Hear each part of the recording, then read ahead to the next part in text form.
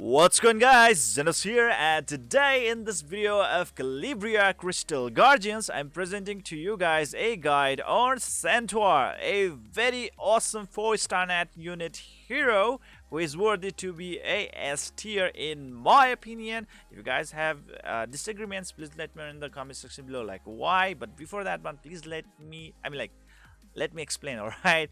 Hear me out.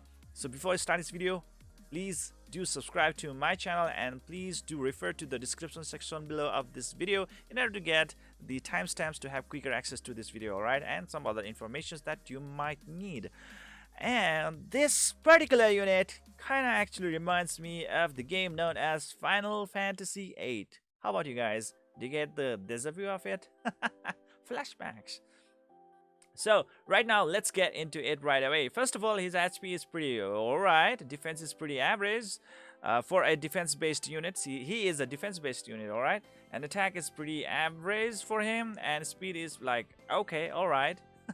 Pretty average unit in terms of like stats. Whereas in the skill tree, let's start with his first skill. We are gonna start with the skills obviously because this is how his rune build or rune setup will be determined. Okay, so let's look into the design of his skills. First skill: pierce an enemy with the harpoon to deal 190% of attack and defense in damage. That's pretty alright. And a 100% chance to reduce the target's defense for one turn. Now this really makes him pretty awesome. Reducing the target defense is really amazing negative status effect that you can inflict on an opponent, guys. This is a very good debuff indeed, because when you reduce the defense of a target, the target's defense will be reduced by up to 70%, and this can really open up your door to massive amount of damage output. So you can also really look into that factor.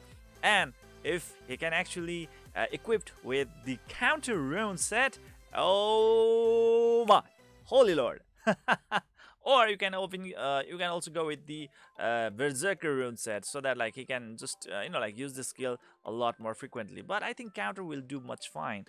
Now let's move on to the second skill, known as the rapier. Well, this is pretty much a blunt skill right away, which actually is pretty much a nuke. His primary nuke, and he can deal a lot of damage to a single target, and he will sacrifice his HP to deal more damage, and that's all there is to it. And if he manages to kill an opponent, then he will recover 20% of his own max HP. That's all there is to it, and it has a 3-turn cooldown. Whereas the second version of the second skill is much better. Trample. What it does is that smash the ground to deal 135% of attack and defensive damage to all enemies. Now it's an AoE attack, guys. AoE attack. 30% chance to stun the target for one turn. 30% can actually be improved up to 40%. And now just imagine if you can actually equip him with the Desperation rune set. Wow, that's actually gonna be a really good, addition, or let's say stack up. Okay, so this is good. This is really good. Being able to stun majority of the opponents can really give you tremendous advantage against them, and it's an AoE skill. That means Desperation runes can actually be a really great factor right out here. And now let's move on to the third skin, version 1. It says Wild Rush. Summon a ghostly cavalry which charges at all enemies. Now there we go. We have 2 AoE skills right off the bat. Isn't that amazing? Desperation runes, guys. Desperation runes. Deals 175% of attack and defense in damage to all enemies. 50% chance to reduce the target's energy by 30% and slow them for 2 turns. Oh my god. Now he is actually going to deal a lot of damage, first of all. And there's going to be a really good chance that it's 70% chance to reduce the target's energy by 30%. That is pretty awesome. Well, this is not going to be that useful in the catacombs or boss battles, because obviously boss are pretty immune to the energy reduction. But in arena contents, this can actually make him shine. This is really good. And slow them for 2 turns. Slow is pretty good as well. Nice. Wild Rush is pretty good. As it is a sort of like a debuff type, that means he really needs a lot of hit percentage boost on his, obviously, this 6th slot. Okay, we can already predict that one. The next one is gonna be the passive altruist. Okay, what it says that like when an ally takes a fatal strike, there is a 100% chance to prevent them from dying. Wow. Instant revive? Like no, not revive. I mean, it's like a resilience. All right. Sacrifice 20% of own max HP and restore the HP by 200% of the Centaur's death.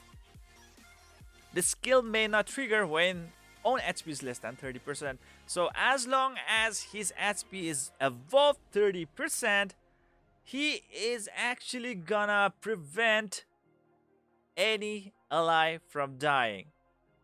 Like, what the hell? What the hell? Wow, this is good. This is really good. I mean, like, this is gonna be really awesome for like every content out there, whatever the content out there. Oh my god, this is OP. OP, guys, OP. Wow.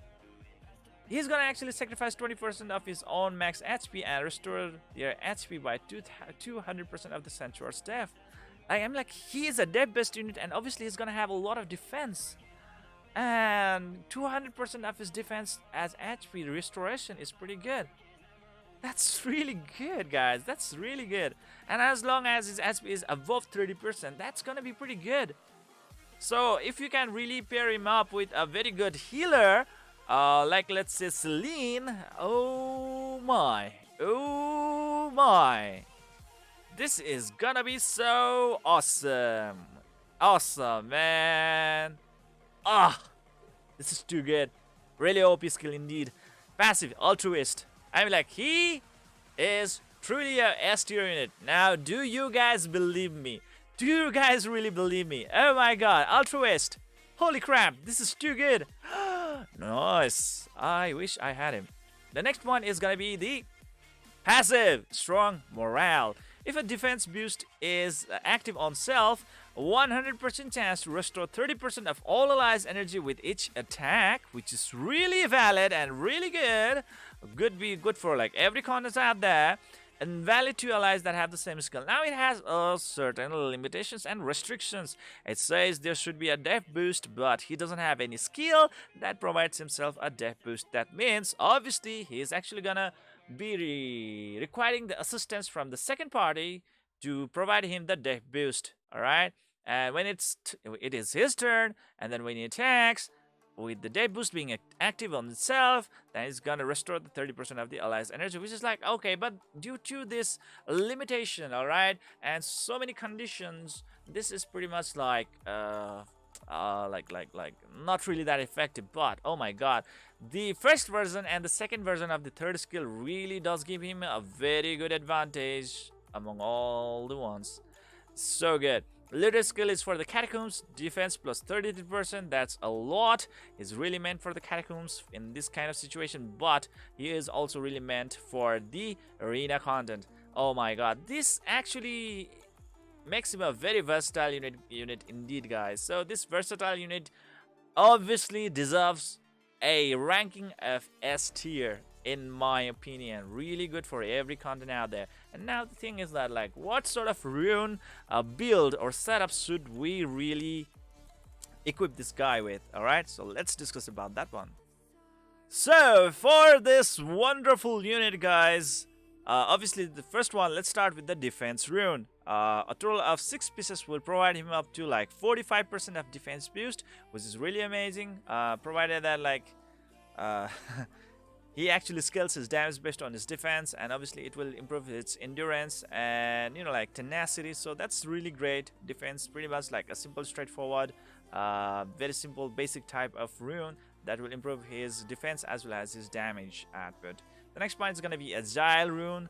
4 pieces will provide him 20% of speed. That means he might have a really good chance at starting up the battle with himself, and if he can actually trigger his ultimate skill right off the bat when the battle starts, he can provide a really good advantage to your team, whereas really making the opponent suffer from really severe sort of like debuffs. All right, so that's the thing right out there, guys. Whereas 6 sets will provide you a 15% energy savings at the end of the turn. That means like he will be getting his next turn pretty fast. All right. Whereas the next one is gonna be the Desperation Rune. As you could see that like he has a AoE skill in his second skill as well as in third skill. That means there is gonna be a very good potential and chance that he is gonna stun multiple units at a time. This is gonna really make him really awesome, guys. Just look at it here. 4 pieces will provide him a total of 25% stun rate, whereas 6 pieces will provide him a reduction of the target's energy by 50%. Wow, if you can actually reduce further the energy of the opponents, wow, that is really cool, guys. That is really cool. I like it. The next one is gonna be the Berserk Rune, which is gonna be like universal type. It's kind of equipable by everyone. All right. The thing is that like after this you will be able to have like extra turn, bonus turn. That means also at the same time you will have like quicker cooldown on your ultimate skill that you should have already been used. All right, so that means like you can channel through your skills pretty fast with the Berserk Rune. And finally the Counter Rune, because in its first skill he has a very awesome negative status effect known as the breakdown of defense that can break the defense of an opponent by up to 70%. That means the damage dealt to them can be mind-boggling. It can be humongous, exponential. All right, damn, those are the runes that I pretty much really refer to you guys. First of all, guys, in the second slot, what sort of runes should you really give to him? In the second slot, obviously no questions asked, it should be speed stat as the primary stat in the second slot. For the fourth slot, please try to go with either the crit rate or crit damage. If you really have a lot of crit rate already built up on your like this substats, then you can go with the critical damage. But if you lack a lot of critical rates, then just go with the critical rate in the fourth slot. And finally in the sixth slot, all right, go with the hit percentage boost, because there are so many negative status effects that he can really apply on the opponents. And in order to apply that one, come on guys, he's really got a lot of hit percentage boost. All right, the hit or accuracy. So try to go with the hit percentage boost in the sixth. But if you are really looking forward for like more survivability, then just go with the defense percentage boost as the primary stat. So in summary, speed boost in the second slot as the primary stat, crit rate or critical damage as the primary stat on the fourth slot, and in the sixth slot go with a hit percentage boost. All right, and now when we are gonna talk about the substats or the additional stats, those 4 stats below the primary stat, what sort of substats should we really focus on? First of all, speed stat boost, no questions asked. Speed stat boost, defense percentage boost, crit rate boost, and critical damage boost. These are the 4. And in bonus, go with the hit percentage boost as well. So a total of 5 substats are really gonna make his gear, or let's say runes, really the perfect ones. All right, so that's the thing right out there, guys. These are the type of like substats and primary stat that will really help him in being a very amazing hero. Did you guys just had hardship in following what I had to say about this rune setup? If you guys are pretty much confused, you can check out in the description section below of this video where I have written what sort of gears or runes will be really amazing for this unit. So no need to worry about it. All right, so this is it for today. I hope you enjoyed this video. Please don't forget to hit the like and subscribe button to keep on enjoying the contents of my channel, and see you guys in the next video.